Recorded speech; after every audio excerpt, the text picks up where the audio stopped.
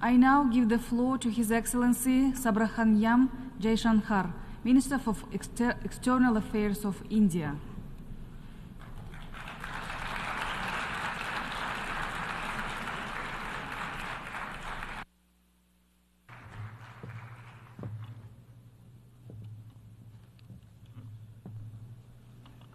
Madam President, Excellencies, distinguished members of the General Assembly, greetings and namaskar from 1.4 billion people of Bharat. I congratulate the President of the General Assembly, His Excellency Mr. Philemon Yang, and strongly support the 79th UN General Assembly's theme of leaving no one behind. Madam President, we are gathered here at a difficult time. The world is yet to recover from the ravages of the COVID pandemic. A war in Ukraine is well into its third year. The conflict in Gaza is acquiring wider ramifications. Across the global south, development plans have gone off rails and SDG targets are receding. But there is more. Unfair trade practices threaten jobs, just as unviable projects raise debt levels. Any connectivity that flouts sovereignty and territorial integrity acquires strategic connotations, especially when it is not a shared endeavor. Technology advancements, which have long been a source of hope, are now equally a factor of anxiety. Climate events occur with greater intensity and frequency. Food security is as worrisome as health security. In truth, the world stands fractious, polarized, and frustrated. Conversations have become difficult, agreements even more so. This is surely not what the founders of the United Nations would have wanted of us. Madam President, almost exactly 8 decades ago, the first steps towards the formation of the UN were taken near here at Dumbarton Oaks. Refined thereafter at the Yalta Conference, they were finally approved in San Francisco. The debates of that era centered around how to ensure world peace, a prerequisite for global prosperity. Today, we find both peace and prosperity equally endangered. And that, Madam President, is because trust has eroded and processes have broken down. Countries have extracted more from the international system than they have put into it, enfeebling it in the process. We see that vividly in every challenge and every crisis. Reforming multilateralism is therefore an imperative. The urgency of this call is highlighted by the theme of this session. Leaving no one behind means advancing peace, ensuring sustainable development, and strengthening human dignity. This cannot be delivered by a UN paralyzed when faced with division, conflict, terrorism, and violence.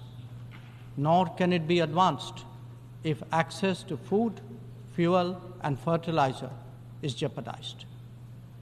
When capturing markets lacks restraint, it damages the livelihood and social fabric of others. Evasion of climate action responsibilities by the developed undermine the growth prospect of the developing. Indeed, when resource crunch limits the very pursuit of SDG targets, it is not just economies, but human dignity itself that is imperiled. If the world is in such a state, this body must ask itself, how has this come to pass? The problems arise from a combination of structural shortcomings, political calculations, naked self-interest, and yes, disregard for those left behind. It is natural to feel overwhelmed by what we confront now. After all, there are so many dimensions, different moving parts, issues of the day, and the changing landscape. But every change must begin somewhere, and there is no better place than where it all started. We, the members of the United Nations, must now seriously and purposefully address ourselves to that task. Not because it is a competition for influence or a squabble for positions, but because if we carry on like this, the state of the world is only going to get worse. And that could mean that more of us are going to be left behind. Madam President, as the world contemplates these concerns, India has sought to respond in a variety of ways.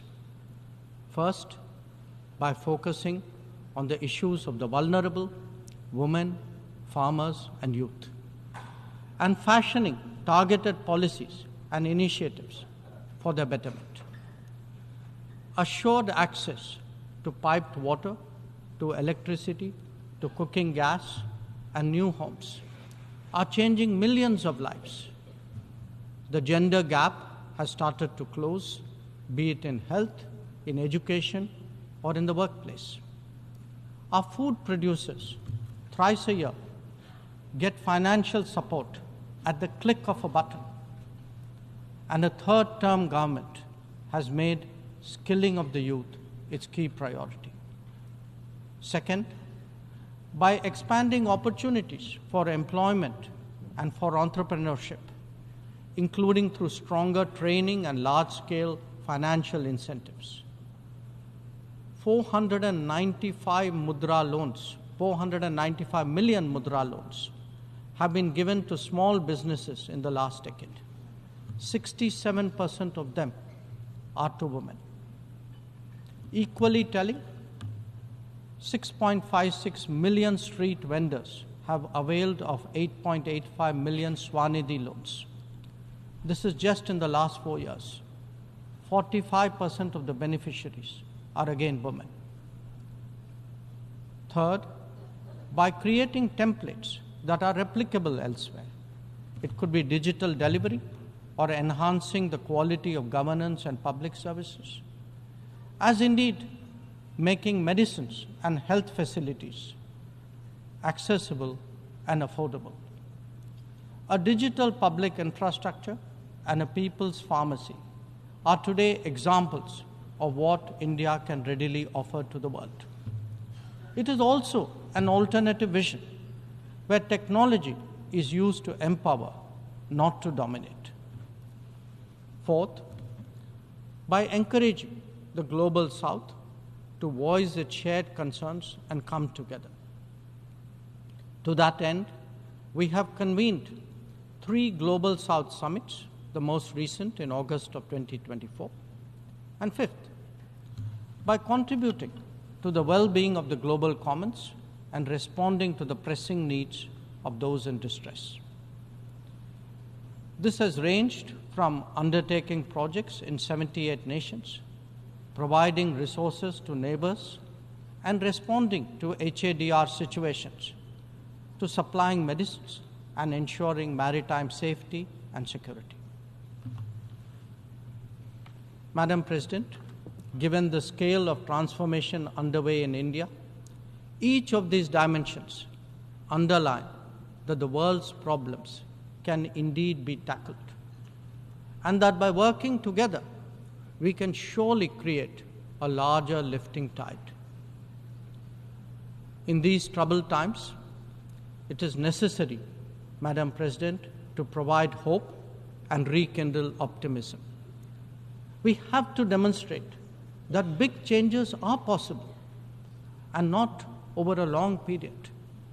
And nothing is more powerful in this regard than the transformative potential of the digital. We have seen its impact in our daily lives in India over the last decade.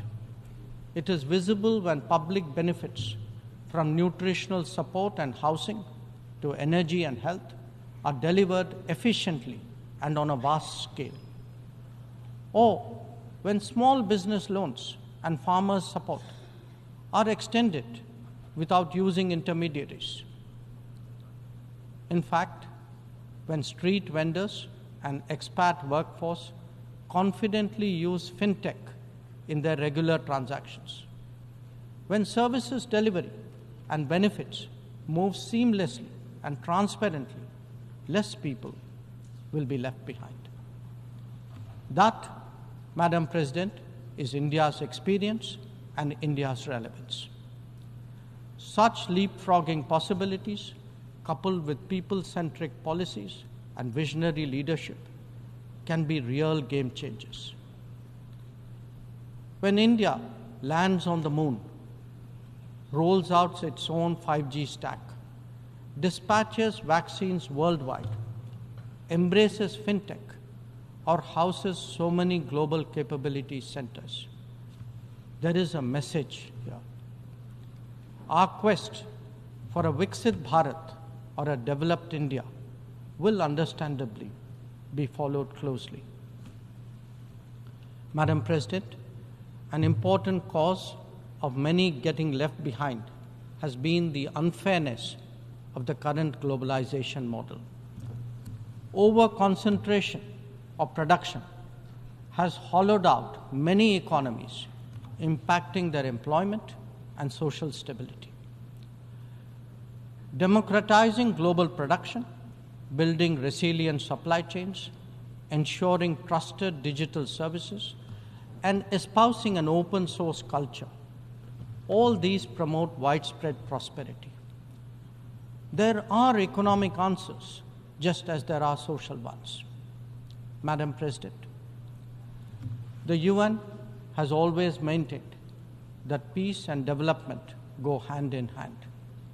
Yet, when challenges to one have emerged, due regard has not been given to the other.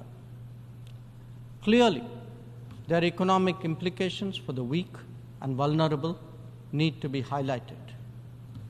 But we must also recognize that conflicts themselves must be resolved.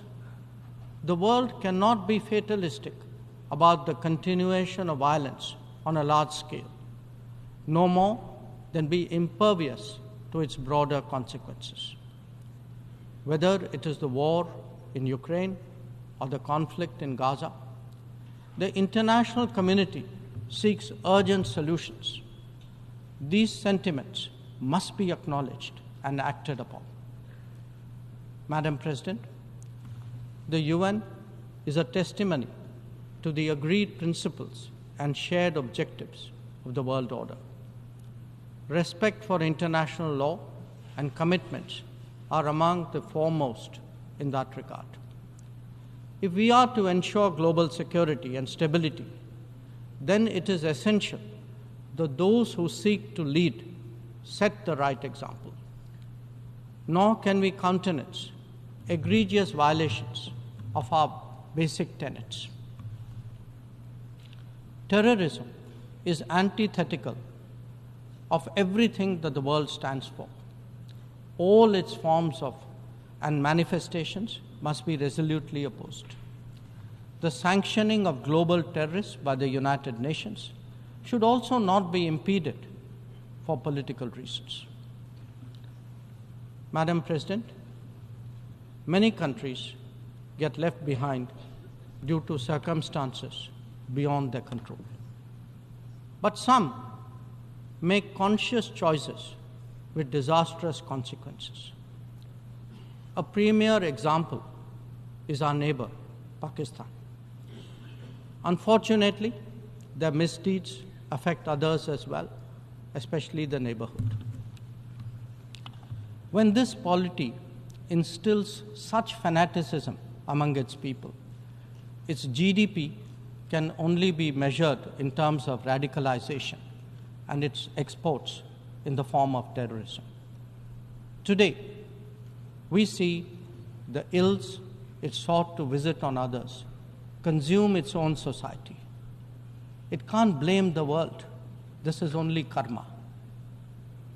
Madam President, a dysfunctional nation coveting the lands of others must be exposed and must be countered.